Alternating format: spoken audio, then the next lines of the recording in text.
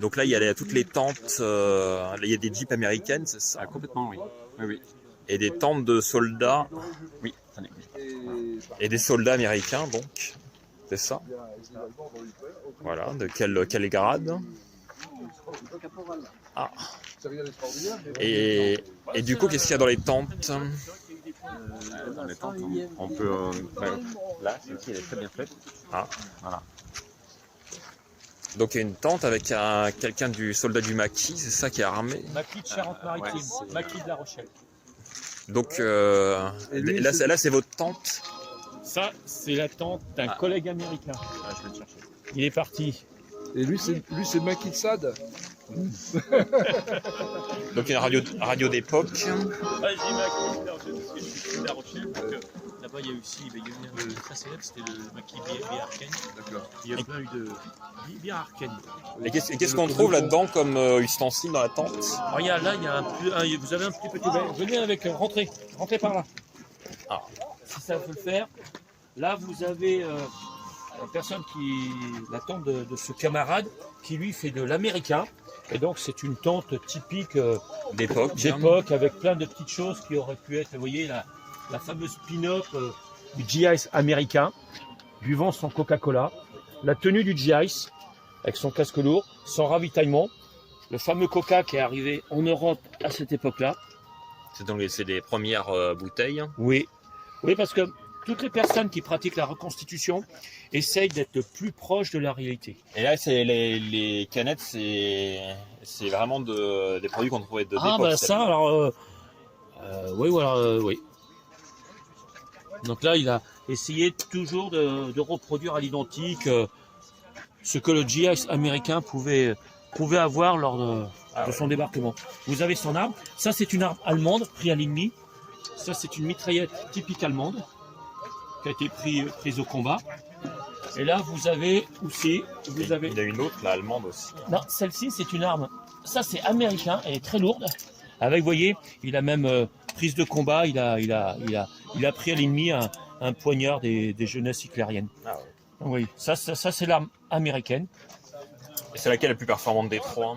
Ouh, alors là, je pense qu'elles étaient toutes...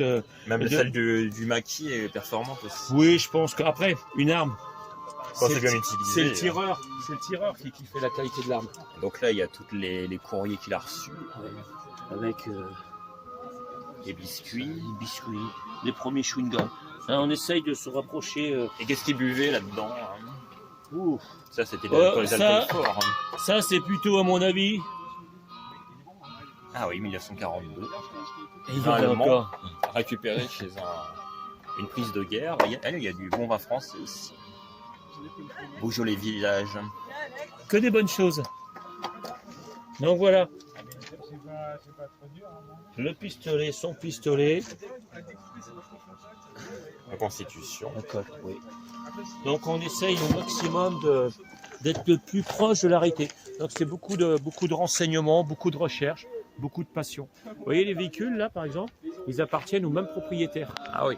Donc c'est pour vous dire, là on est dans de la passion vraiment extrême. Hein. Et là, il y a des soldats allemands là-bas. Oui, vous avez, après certains font de l'allemand, du russe, du britannique, du canadien, du résistant. Et voilà, et vous êtes le seul résistant. On est très peu de résistants, mais on est fiers, moi et mon frère, de représenter le maquis français. Et là, il y a vraiment une vieille radio. Hein. Oui. Zénith. Et voilà. Ah oui.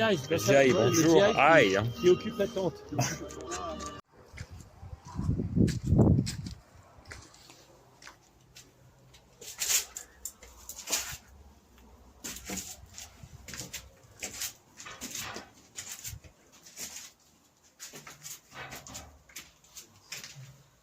Donc on est dans le blocos. Voilà, bienvenue.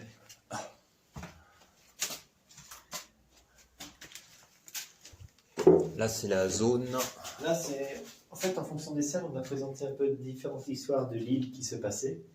Notamment ici le fameux avion qui s'est posé sur la plage juste ici, avec notamment on explique un peu l'équipage, les pilotes, même des extraits de carnet de bord. Ah oui, le fameux. Par exemple, ce qui reste de l'épave, avec différentes pièces qu'on a retrouvées de l'épave.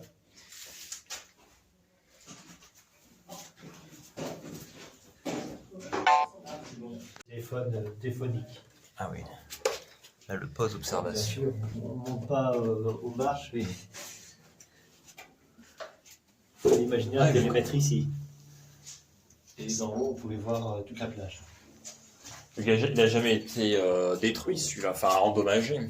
Si, par le temps, par le secteur, Oui, mais sinon, il est en très bon état. On lui a tiré dessus, mais Non, jamais.